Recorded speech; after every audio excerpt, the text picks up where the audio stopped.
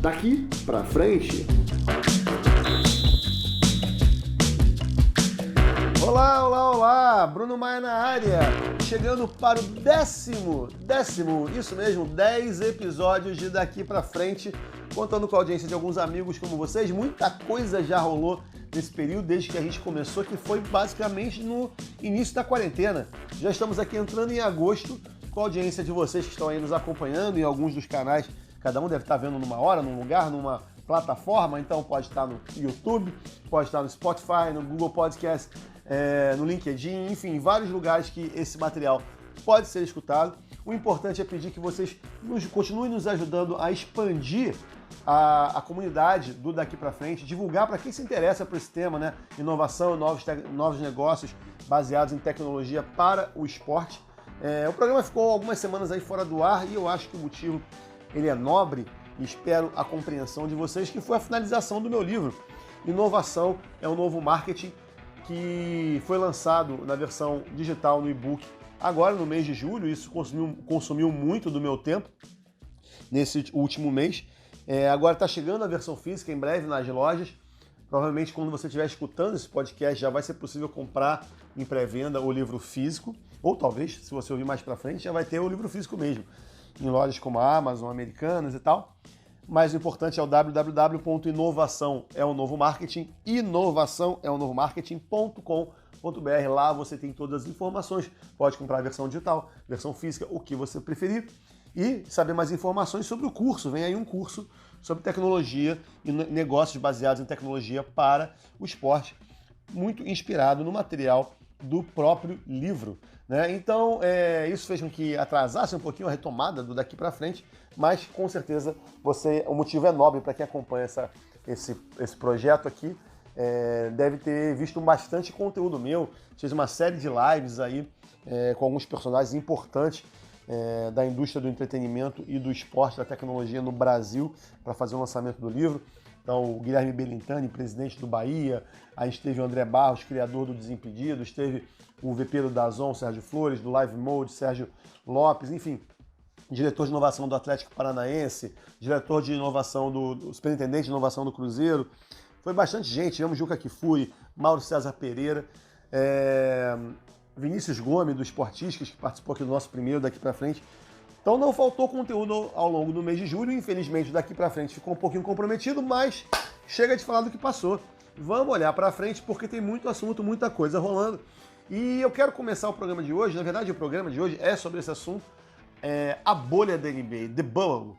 Esse tema que encantou todo mundo, vem gerando muito mistério, muita curiosidade, a volta da NBA nesse contexto de quarentena, né, ainda que nós vivemos. Como está sendo esse processo lá em Orlando, nessa área que foi reservada para os atletas, né, isolada para o acesso dos times que seguem na disputa do título 2019-2020 da Liga de Basquete Norte-Americana. São 22 times, né, que estão lá e que ainda disputam esse título. Então, The Bubble foi o nome dado pela imprensa no primeiro momento, não sei se pela imprensa, pelos fãs em redes sociais, a esse ambientezinho fechado, onde todos eles estão isolados lá para que a competição volte. Tem vários aspectos nesse projeto que eu quero chamar a atenção no que a NBA fez, de como ela tratou tudo isso. O primeiro deles, vamos voltar lá, vamos lembrar em março ainda, né?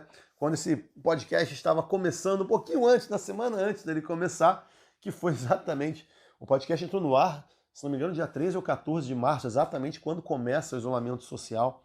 Então, um marco ali complicado, né? Dias difíceis para nós, acho que foi dia 14 de março, se não me engano. E a NBA foi a primeira grande liga a suspender jogos no mundo.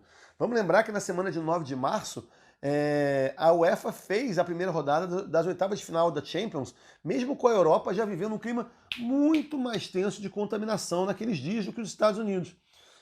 A NBA suspendeu os jogos, enquanto o Donald Trump, presidente norte-americano, ainda estava negando a gravidade do que pudesse representar a Covid-19. Então, eu lembro que eu cheguei a escrever um artigo na época em que eu falava isso, acreditava...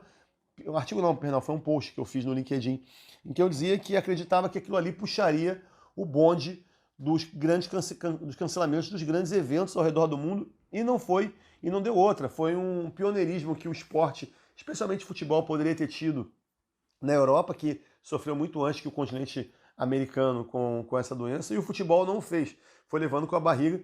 E a gente sabe que tem hoje suspeita de que alguns jogos, inclusive da Champions, tenham sido responsáveis pelo alastramento e pela gravidade maior que houve da Covid, especialmente em Bérgamo, no norte da Itália, onde tem o Atalanta, né? Enfim, e o jogo, acho, contra o Valência, se não me engano, foi considerado um desses jogos que aumentou muito o grau de contaminação ali no norte italiano. E a NBA foi no caminho contrário, né? Para preservar os atletas e os fãs, eles já suspenderam os jogos.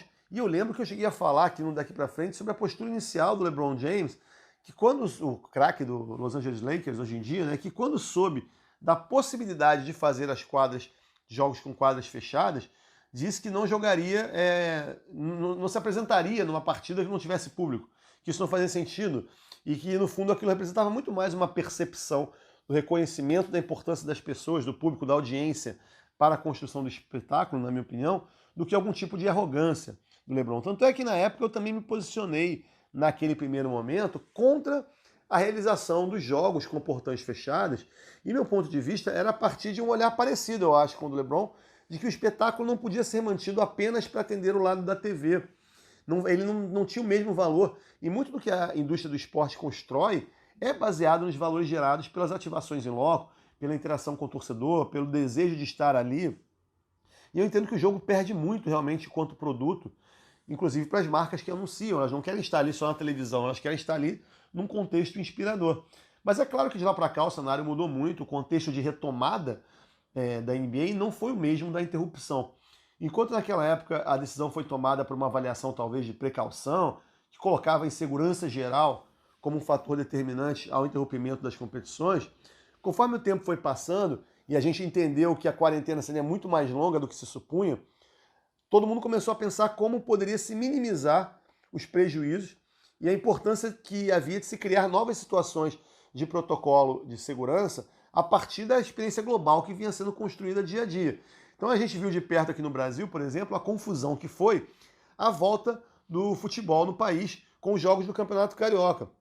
Um debate intenso, uma incapacidade gigantesca de se construir consenso num cenário profundamente politizado, mas se viu uma imposição de uma visão do futebol, o futebol olhando muito para si, os seus problemas, as suas receitas, a sua necessidade de seguir e desconsiderando o papel do público, tanto no jogo em si, quanto no contexto social, né?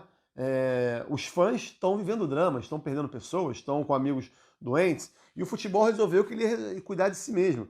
Se poderia ter no público ou não, isso seria um problema dos governantes, né? Ele construiu uma solução em si mesmada, assim, né? Ou seja, que não considerava nada muito importante o que acontecia ao redor do campo, do lado de fora das quatro linhas. E eu penso que é exatamente aí que começa a diferença do que a gente viu na NBA.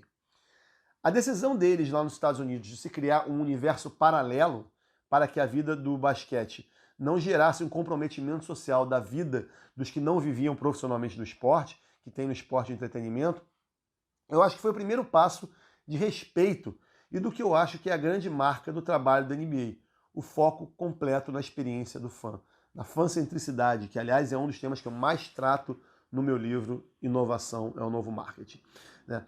Com essa decisão deles de se isolar, eles conseguiriam oferecer os jogos sem gerar maiores consequências sociais, né? Então, a gente vai se isolar, vai se proteger, estamos aqui, o mundo não será afetado pelo nosso movimento.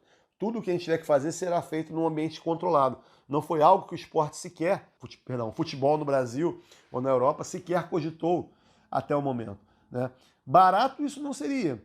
E certamente não era um investimento previsto no fluxo de caixa do negócio, né? Ninguém tinha previsto que ia perder essa grana com uma decisão como essa. Segundo os números que eu vi na Reuters, a estimativa, na agência de notícias Reuters, né? A estimativa é que o custo da bolha supere 150 milhões de dólares. É muita grana, né? Fora a estimativa de perda de mais de 1 bilhão de dólares pela quantidade de receita só de ingresso que eles vão deixar de ganhar com a realização de partidas com portões fechadas. Ou seja, foi uma decisão muito dura, não era nada simples, mas era o que tinha que ser feito. E como dizia o Martin Luther King, né, que todos os anos é lembrado pela Liga, um herói norte-americano, que tem todo dia 20 de janeiro a NBA dedica os jogos à memória do Luther King, né? E ele dizia que sempre é a hora certa de se fazer o que é certo. E eu acho que foi assim que a NBA agiu. O comissário Adam Silver disse para a revista Time que a NBA se sentia obrigada a encontrar o tal do normal, e que o tal do novo normal, perdão, e que oferecê-lo, colocando as discussões de valores de lado no primeiro momento, era o caminho a se seguir.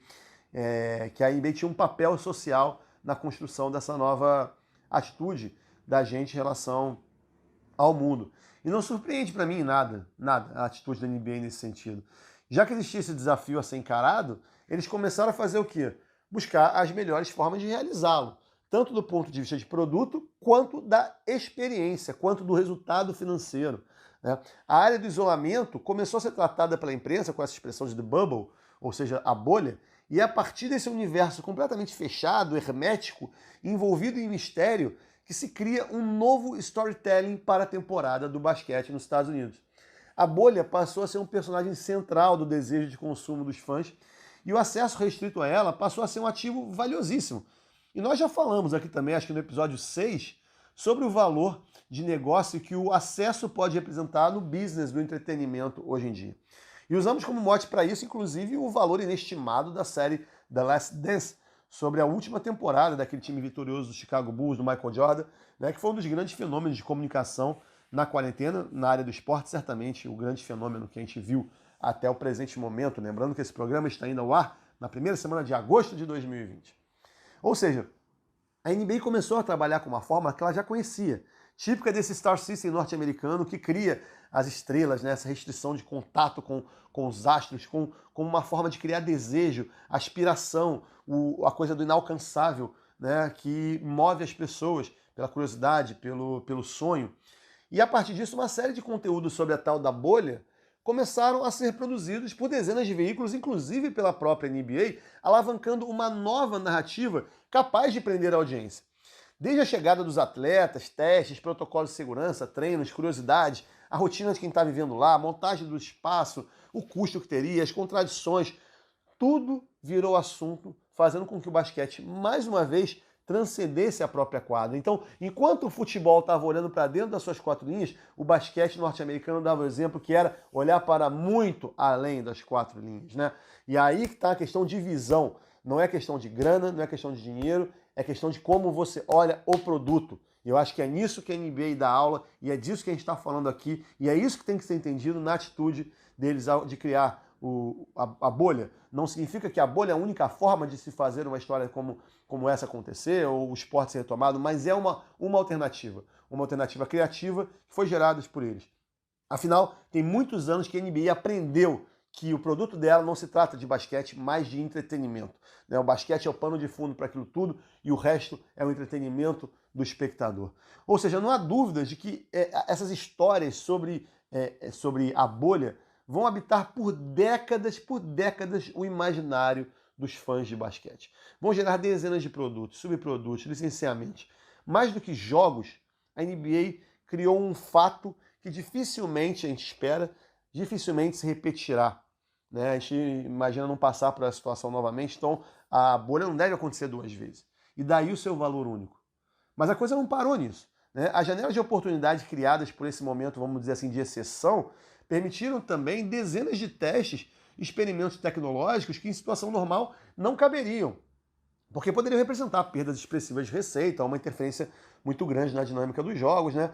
Então, no episódio 4 do Daqui Pra Frente, eu tinha falado sobre a parceria firmada entre a NBA e a Microsoft para a construção de uma nova plataforma de OTT da NBA nos próximos anos, de tratamento de dados dos fãs do basquete, e eles anteciparam tudo, aproveitaram a quarentena e começaram a fazer uma série de inovações, sempre com o drive, sempre com o foco de manter o fã no centro da experiência e dos produtos. Então a gente viu aqueles telões de mais de 5 metros que a gente a gente viu, não, a gente está vendo nos jogos da bolha, né? Aqueles telões gigantes ao redor da quadra que projetam rostos de fãs captados através do Microsoft Teams.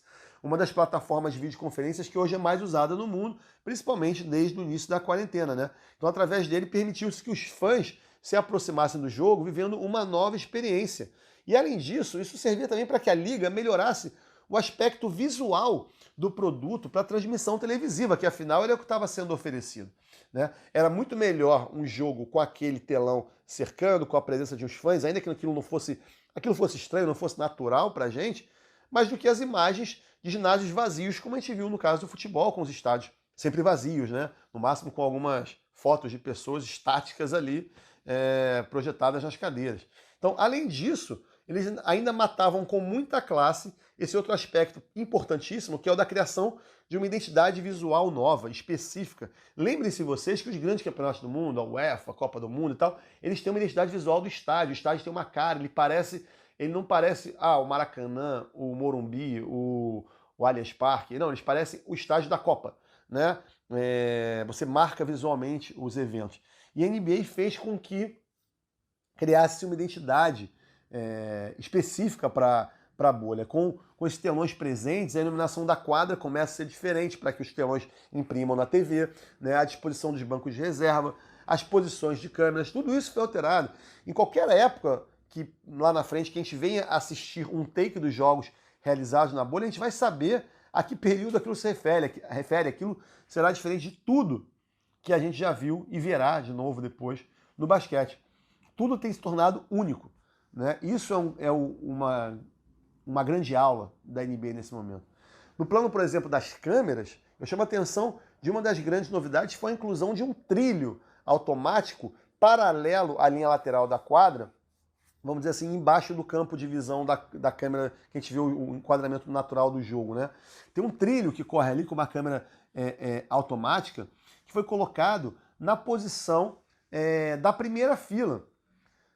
A primeira fila, que a gente sabe, é o lugar mais caro do basquete. Todo fã sonha um dia poder ver um jogo de basquete da primeira fila, mas isso é muito caro. Só que se você não tem ninguém no estádio, por que você não oferece a posição da primeira fila para quem está em casa assistindo, para todos os fãs, né?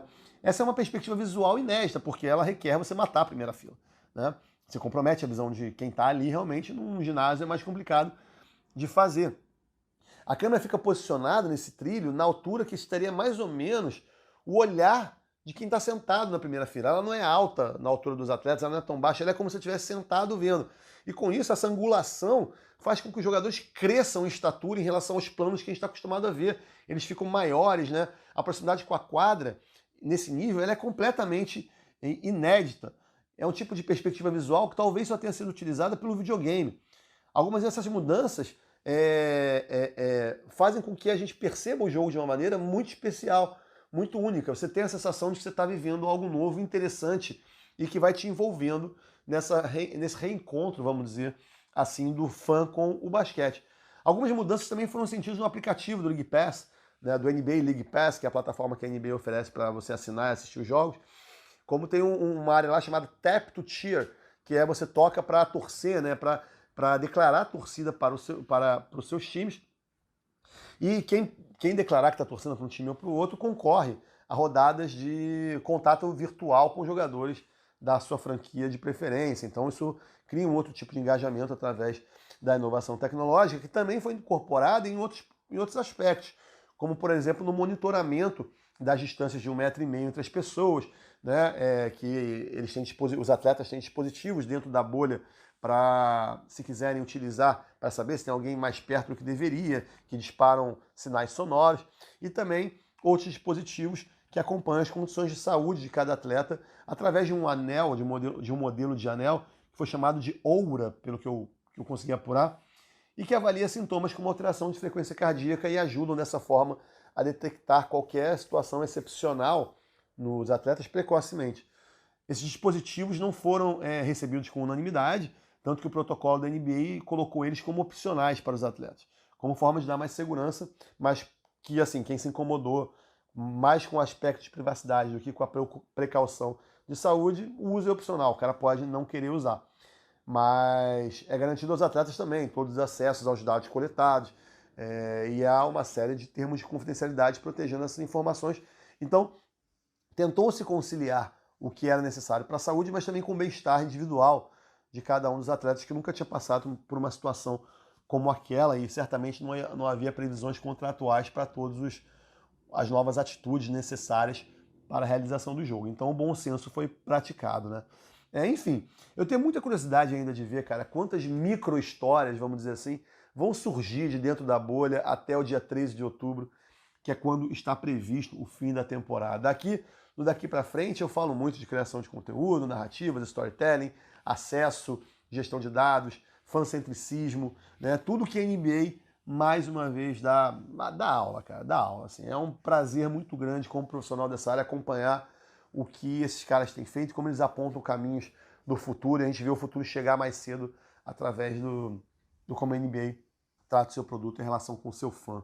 Sinceramente, eu não acredito que a Liga Norte-Americana vai conseguir zerar os custos extras gerados pelo retorno das atividades nessas condições, mas eu acho que, mais uma vez, ela está construindo uma marca de altíssimo valor em um momento histórico. Não é só questão de ter grana para fazer, sabe? É uma equação que eu tenho convicção de que o crescimento da Liga, que hoje permite ter grana para tomar essa atitude, é fruto de que todo o seu crescimento sempre foi baseado em valores claros de um produto centrado no fã. Por isso que eles atingiram esse patamar. Entendem que é só mantendo essa visão do fã em primeiro lugar que eles vão poder seguir nesse caminho de engrandecimento, geração de receitas e amor pelas marcas.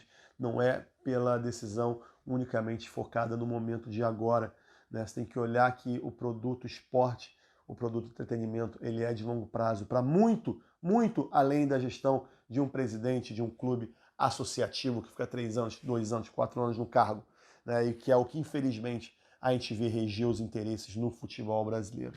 Então, fica essa mais uma aula aí da NBA e o convite para todo mundo acompanhar, como eu tenho acompanhado com muita empolgação essa nova fase, esse momento histórico da Liga de Basquete norte-americano e que nos inspira mais uma vez a saber como a tecnologia vai mudar o jogo da indústria do esporte. Eu digo, repito, o esporte vai mudar nos próximos 10 anos o que não mudou em 100. Quem acompanhar vai se divertir muito, quem trabalhar vai estar no momento histórico. Então aproveitemos, continuemos gerando conteúdo, conversando e fazendo com que a inovação avance, transforme e melhore essa paixão que todos nós temos, que é o esporte no Brasil, especialmente o futebol.